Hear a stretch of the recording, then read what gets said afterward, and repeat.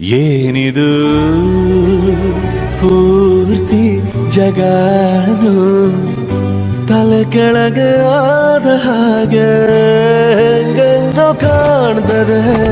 ಏನು ಇದೇನು ಸ್ವರ್ಗಾನೆ ನನ್ನ ನೋಡಿ ಕೈ ಬೀಸಿದಂತಿದೆ.